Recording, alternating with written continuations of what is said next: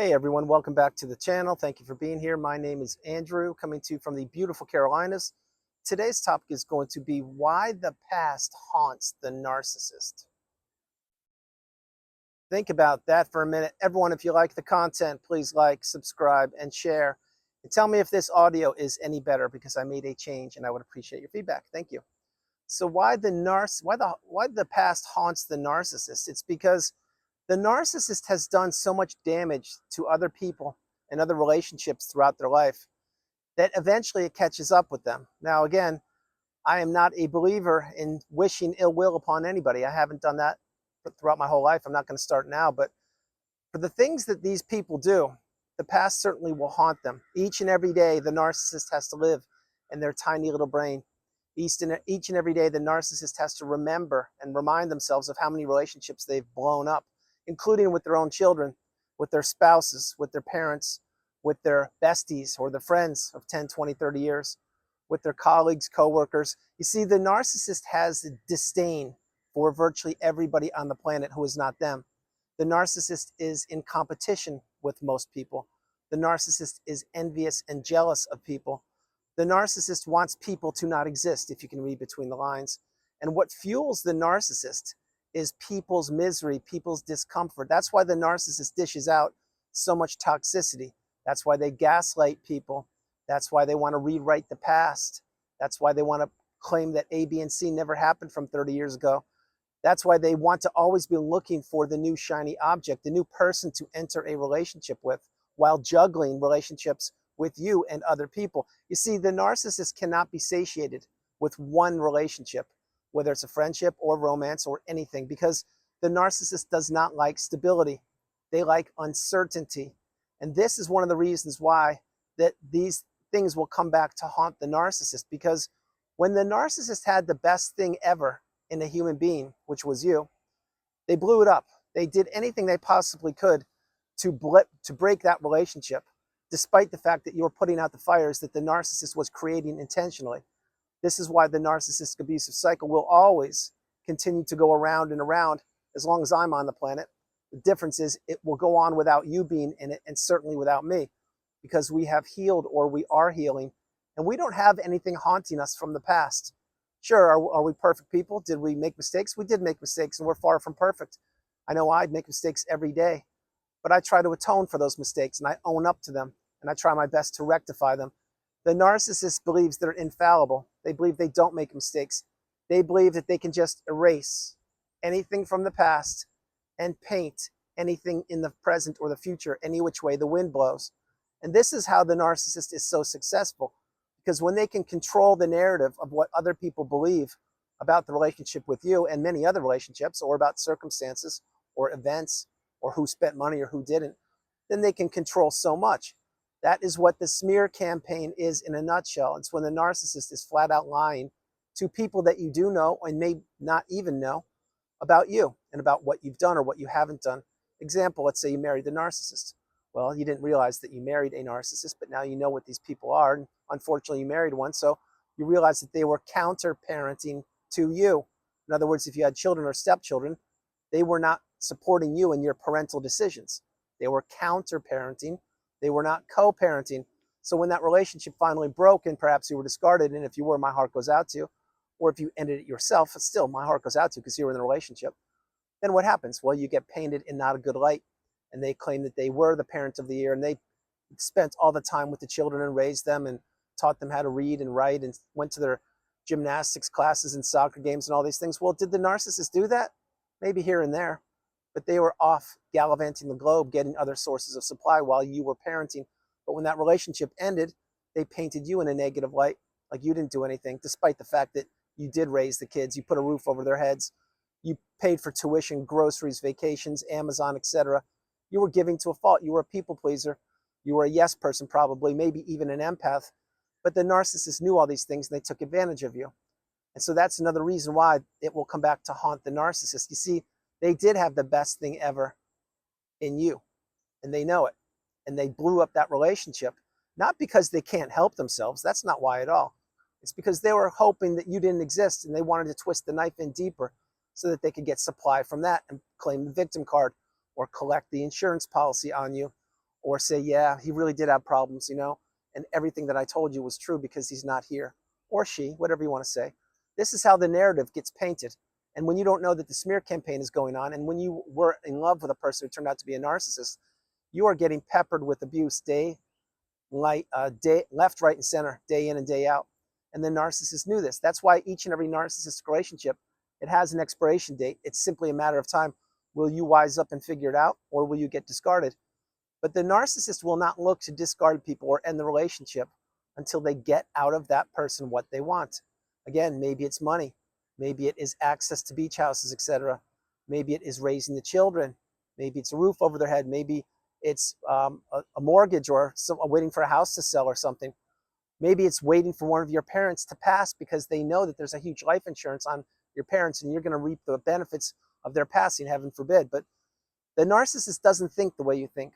They think about one thing, which is getting whatever they can, acquiring as much of anything that they can, and then going on to another new source of supply or multiple sources of supply. The narcissist looks at empathy as weakness. They look at love as foreign. They look at caring and consideration and abundance and growth as something that's pitiful. The narcissist, they can't do anything other than shapeshift. They change the mask they wear. They manipulate unsuspecting people or recycled sources of supply. Every once in a while, the narcissist encounters whom? Another narcissist or somebody even more toxic than them, and they get played.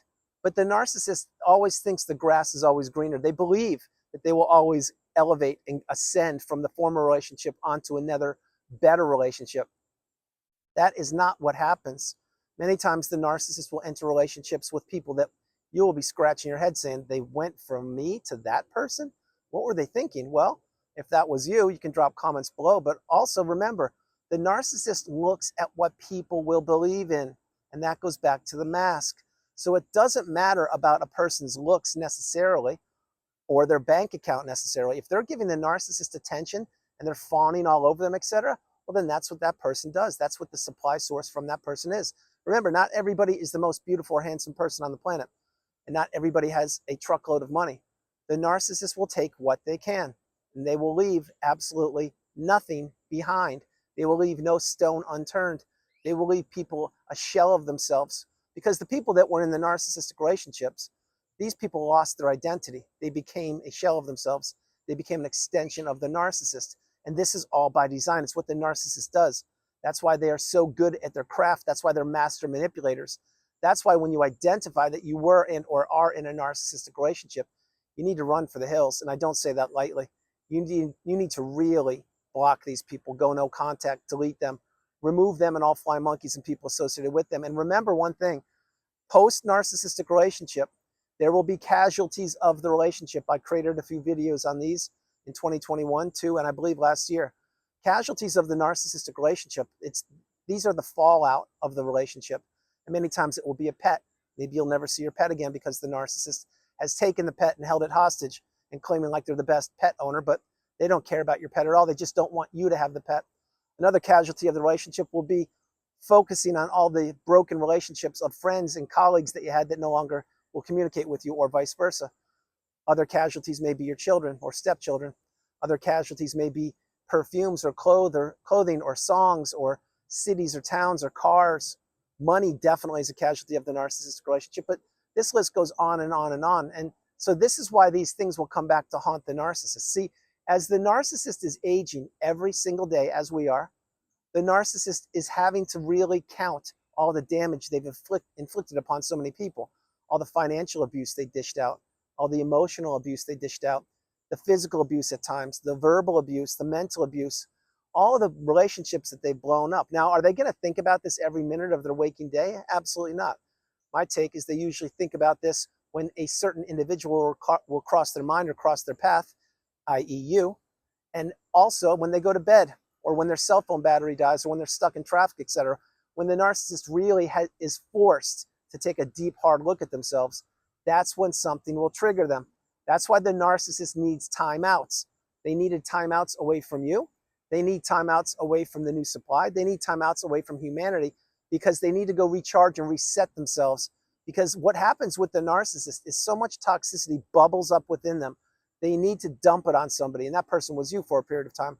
Well, when you go away and perhaps they're grooming a new source of supply and they can't let the new supply see how toxic they really are, that's when they really need to get away. And I'm not talking about going and spending a vacation for a week. I'm talking about going to a motel that costs $30 a night, turning all the lights off, maybe not even locking the front door. It's a cockroach infested place, and they put the TV on blaring, and all the demons in their mind will come back to haunt them, because they need to exorcise these demons, not permanently, because that's not possible, but they need to exorcise these demons for a period of time, so then they can come out of that cheap motel and that they can go back to the new supply, put their game face on, their mask on, and continue to groom them.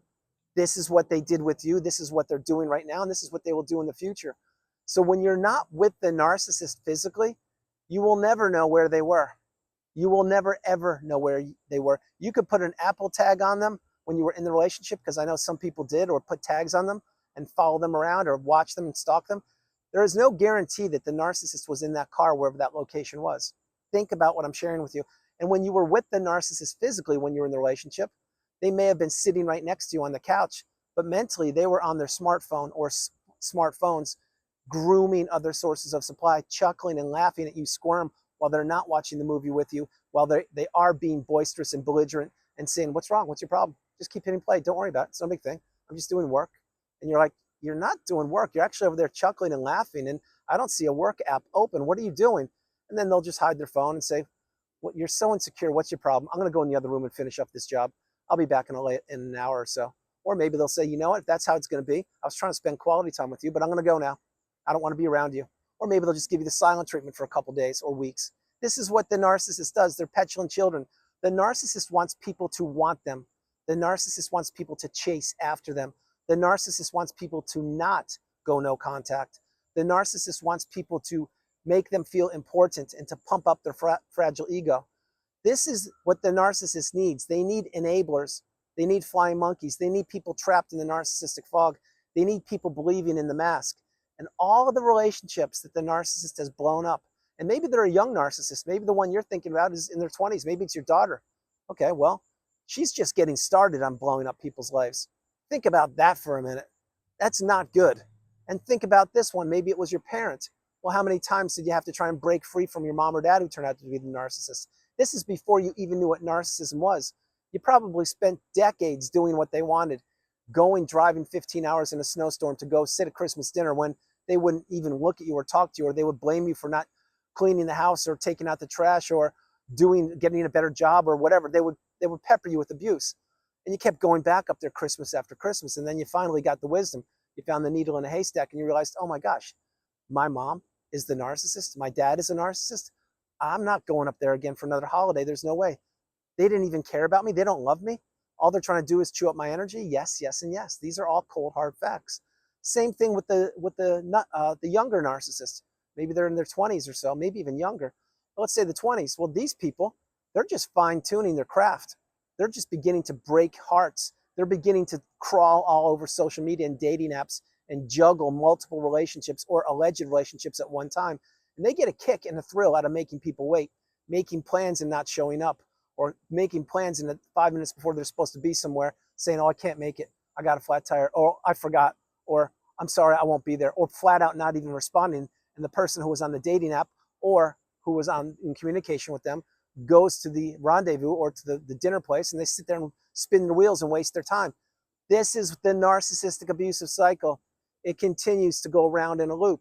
And the only constant in the narcissistic abusive cycle, the one constant, it's the narcissist.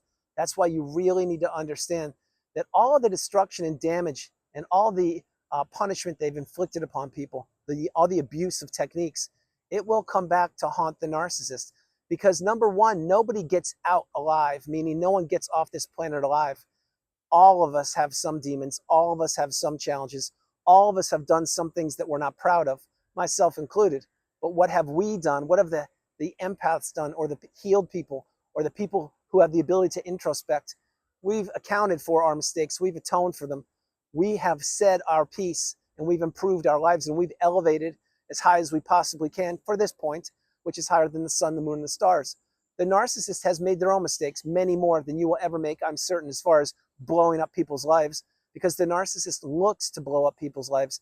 They look to destroy relationships. They look to create havoc like a wrecking ball going through life.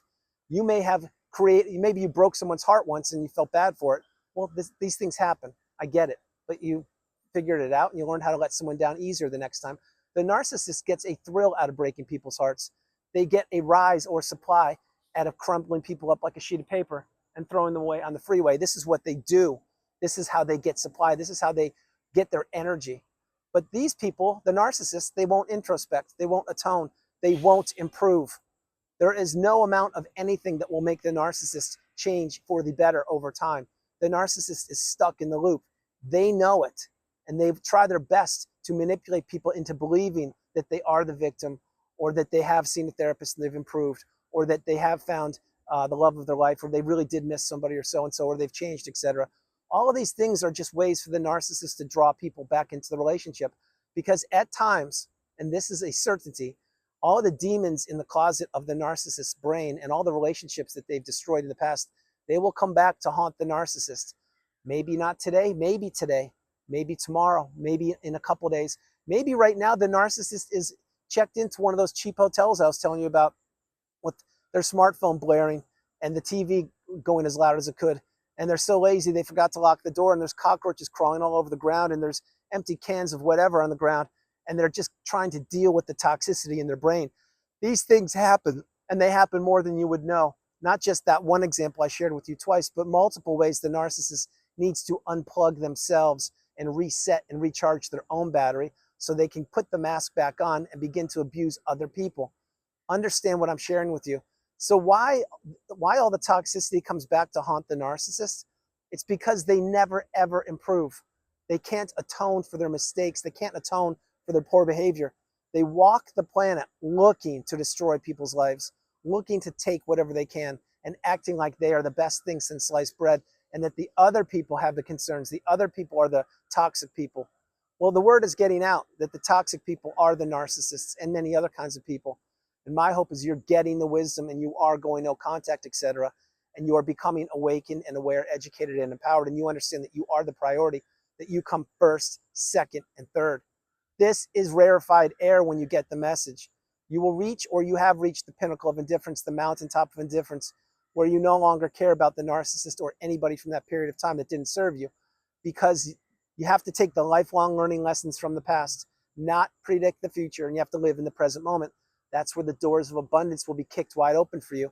And so many people I've been working with during one-on-one sessions are experiencing the doors of abundance being kicked wide open for them right now as I'm creating this video.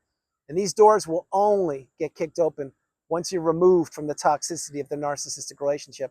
They can't get kicked open as long as you're still tethered to them. And remember the 4 ties that need to be broken: the emotional, the financial, the physical, and the spiritual ties. These must be broken from the narcissist as soon as possible. So everyone, that's the video. I hope you liked it. I loved doing it from the beautiful Carolinas. This is Andrew. Namaste. Have a great afternoon, evening, or morning, no matter where you are on the planet. You are not alone. Remember that. You are not alone. I love you all. God bless you, and I'll talk to you tomorrow. And before I close the video, I will let you know a few things. One, please let me know about the sound of the microphone. It should be better, and if it's not, I'll get something else.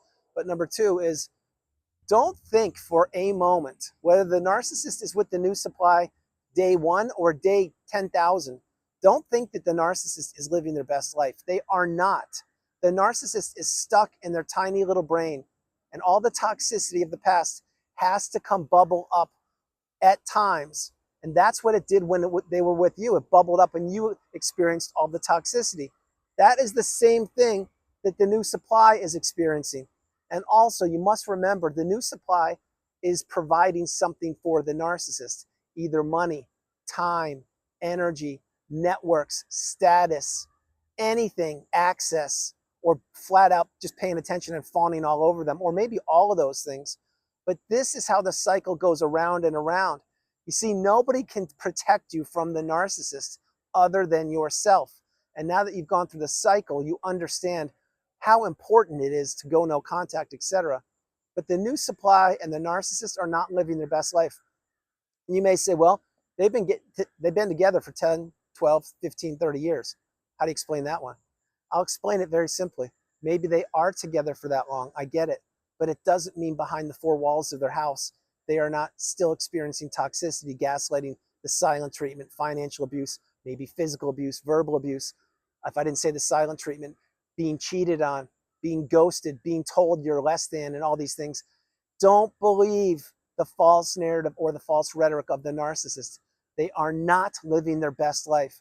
When they hit a certain point, they deteriorate, they depreciate, just like a used car being driven off the used car lot. This is what happens to the narcissist. And again, maybe it will happen today, maybe it will be tomorrow, maybe it's already happened.